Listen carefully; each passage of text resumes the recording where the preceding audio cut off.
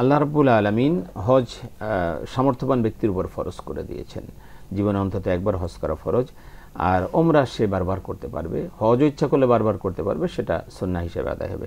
এর ফজিলত কি আসলে এবং এর গুরুত্বটা আমাদের জীবনে, এই বিষয়টা যদি আপনি একটু। ধন্যবাদ। হজ হচ্ছে উম্মাতুল ইসলাম, অর্থাৎ ইসলামের সর্বোচ্চ চূড়া বা মিনার।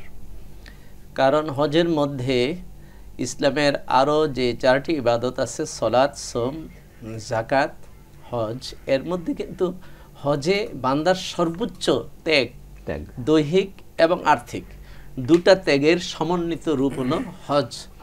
আর হজের ব্যাপারে আল্লাহ সুবহানাহু ওয়া তাআলা যখন তার প্রিয় খলিল ইব্রাহিম আলাইহিস সালাতুসসালামকে দিয়ে কাবাঘর তৈরি করালেন, তখন ইব্রাহিম আলাইহিস সালাতুসসালামকে আল্লাহ পাক নির্দেশ দিয়েছেন, ওয়াযিন ফিন নাস বিল হজ্জ ইয়াতুকা রিজালা ওয়া আলা কুল্লি দামির ইয়াতিনা মিন কুল্লি ফাজ্জিন আমিক লিয়াশহাদু মানাফিআ লাহুম। তা আল্লাহ রাব্বুল আলামিন যখন হজের ঘোষণা দিয়েছেন ইব্রাহিম আলাইহিস সালামের কণ্ঠে, তখনই কিন্তু আল্লাহ রাব্বুল আলামিন এর গুরুত্বটাও ইঙ্গিত করেছেন যে এই হজে দূর দূরান্ত থেকে, যেই রাস্তার শেষ নেই, কুল কিনারাহীন এত দূর দূরান্ত রাস্তা থেকে লোকেরা চলে আসবে এই কাবার আঙ্গিনায়। তাহলে এখানে একটা বিশাল আকর্ষণের ব্যাপার আছে। ইব্রাহিম আলাইহিস সালাম যে দোয়াটা করছেন, ওয়াজআল আফইদাতাম মিনান নাসি তাহবি ইলাইহিম, যে আল্লাহ তুমি মানুষের মধ্যে, মানুষের অন্তরগুলাকে, কিছু মানুষের অন্তরকে এমন করে দাও যেন তারা পাগল পারা হয়ে এই কাবার আঙ্গিনায় চলে আসে। তো ইব্রাহিম আলাইহিস সালামের সেই দোয়া, আল্লাহ রাব্বুল আলামিনের সেই আহ্বান, নির্দেশ, আজ কিন্তু যুগের পর যুগ, শত শত সহস্র বছর যাবৎ আমরা সেই বাস্তবতার দৃশ্য দেখে আসছি।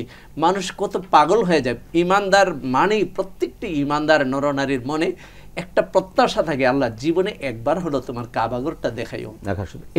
আরেকটা বিষয় আপনি যেটা বলছেন যে হাজার হাজার বছর ধরে আমরা যদি দেখি যে 1450 বছর আল্লাহর হাবিব সাল্লাল্লাহু আলাইহি সাল্লামের এই জিন্দেগি বা এই 1450, তার আগেও কিন্তু হজ হতো, অর্থাৎ জাহিলি যুগেও কিন্তু মানুষ হজ করত। ইব্রাহিম আলাইহিস সালাম যে কাবাঘর পুনর্নির্মাণ করলেন, এরপর থেকে যে হজ হচ্ছে, এর আগেও তো আমরা যদি এটা বলি যে বাবা আদম আলাইহিস সালাম যখন পৃথিবীতে আসলেন, আসার পরে মক্কা থেকে তিনি আনমনা হাঁটতে হাঁটতে একসময় ইয়েতে চলে আসছিলেন, আমরা শ্রীলঙ্কা বলি বা হিন্দ বলি।